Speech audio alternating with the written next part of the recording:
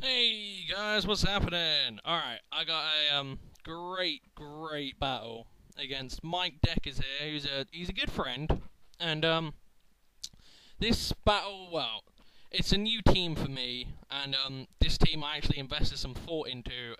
The basic principle behind it is it's a duo core team, and I know it sounds proper gay, but I'm like advertising people. I have to slap a fancy name on something which makes me feel good about myself, so blare to the lot of you.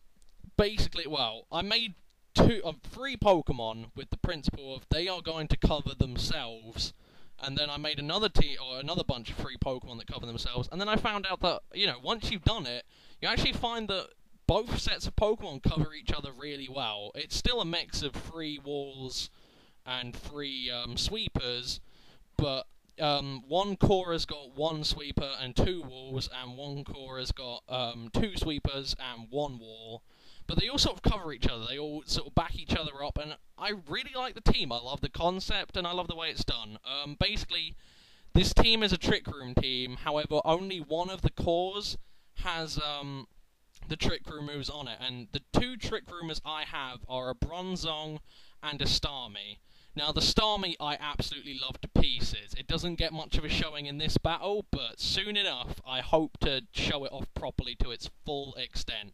The basic principle behind it is, because it's so quick and because it has analytic, I figured, okay, let's put Trick Room on it, and then it serves two purposes. One is it's very quick, which is something you want in it when you haven't got Trick Room, so you can revenge kill and use it in general. So it's fundamentally very quick, and it can kill things if needs be.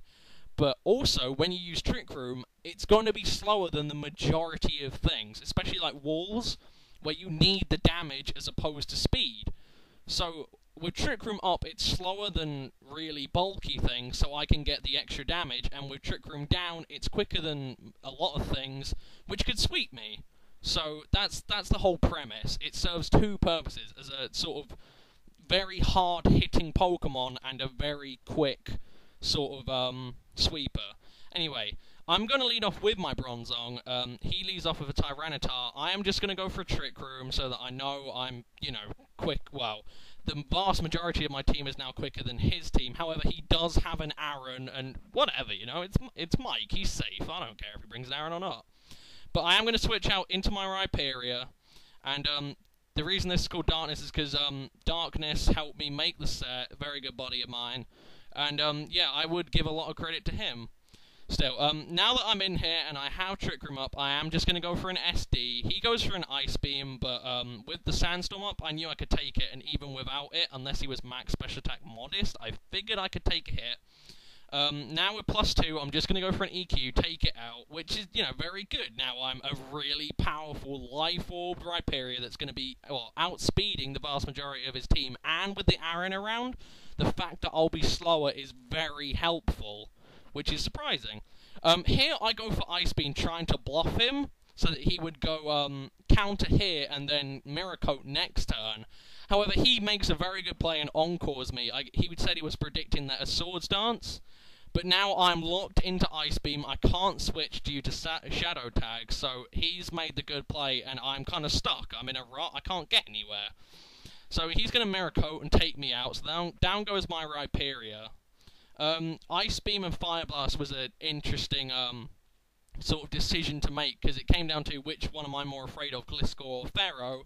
However, I do have an Emboar on this team, so I figured, well, after calculating a little bit, me and Darkness figured Ice Beam would be more helpful, since Gliscor can wall me a lot better. But now I'm going to bring in my Bronzong. I believe I go Trick Room again, and then I go Gyro Ball. However, Gyro Ball was the worst play I could make. I played very badly against this Wobbuffet.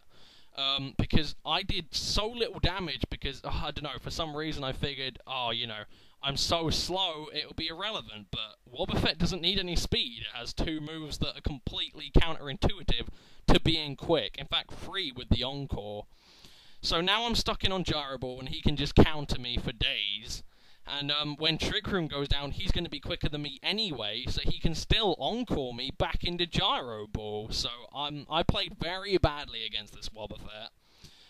The other two moves this Bronzong has is Stealth Rocks and Light Screen. However, I do not get my Stealth Rocks up. I don't think it really mattered that much.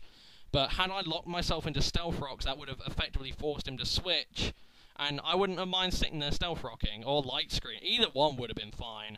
There he goes for a Safeguard, and I'm not entirely sure why. The only thing with status on my team, as far as I can remember, is my Tangrowth, which has Sleep Powder and Toxic, so it would have helped against that, but short of that, there wasn't much point. He may as well just countered and finish me off. But here he's just going to encore me again. I'm just going to keep Gyro Balling, and I am going to get him down to the point where Sandstorm will take him out next turn. So after another Gyro Ball, I will kill him, which is good. It's gotten the Wobbuffet out of the way, but I do not have Stealth Rocks up, and I do not have Light Screen up, which it hinders me a bit, but not too much. It's not as much of a pain in the dick as it could be. But still, okay, it's the next turn, okay.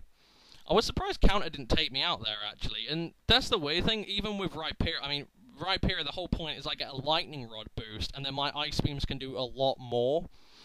But even without the Lightning Rod boost, my Ice Beam still did enough to the point where he was getting, what, about 130-40 damage on me from Miracote, so that surprised me a bit. But now I am going to bring in my Starmie, and he brings in his Aaron, and I know that if I use Trick Room, I am going to be slower than the Aaron, which is very crucial, because if he uses Endeavour, he won't be getting his Shell Bell health back. So I can kill him after a couple of turns. However, he does have Protect on his Aaron, which makes my life a lot trickier, because I now have to sort of plan around Protects. I can't just sit there and hit him.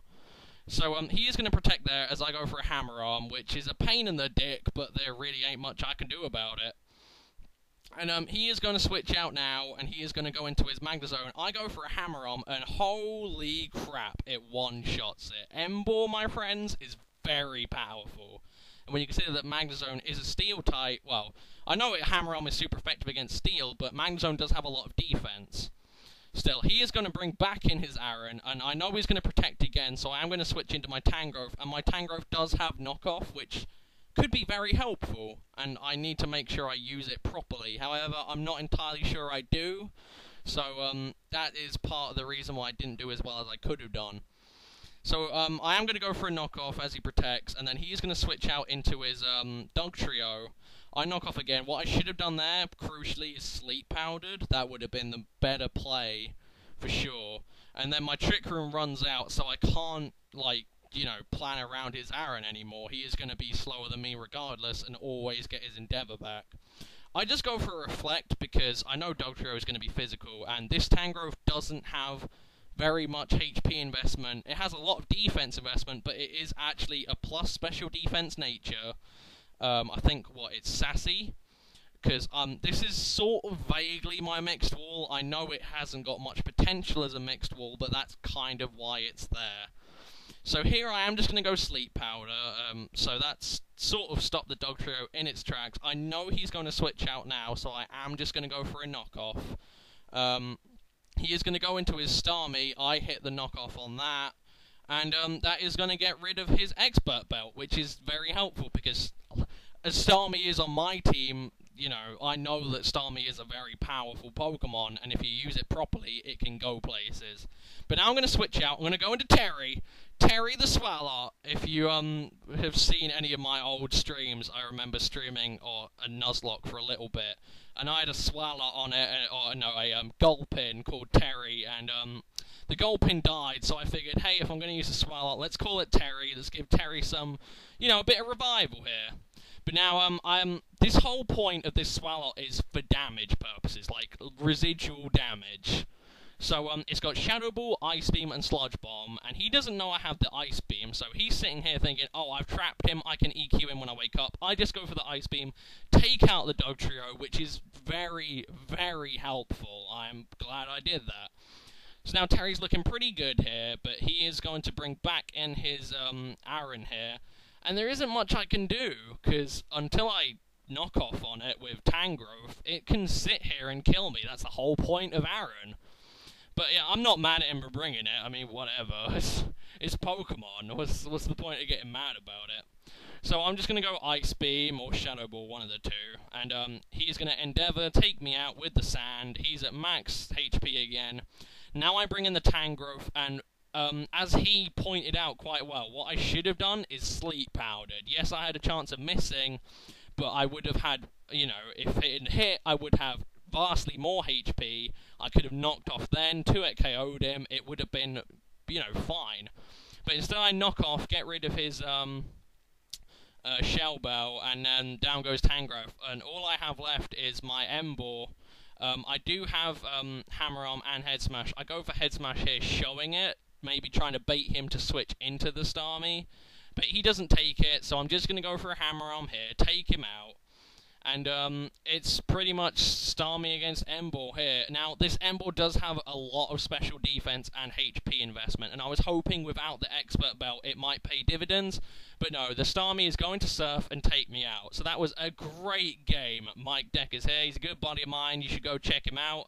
If I remember, I'll link him. I hope you have enjoyed this battle. I hope you enjoy more battles to come. Thanks for watching, and peace.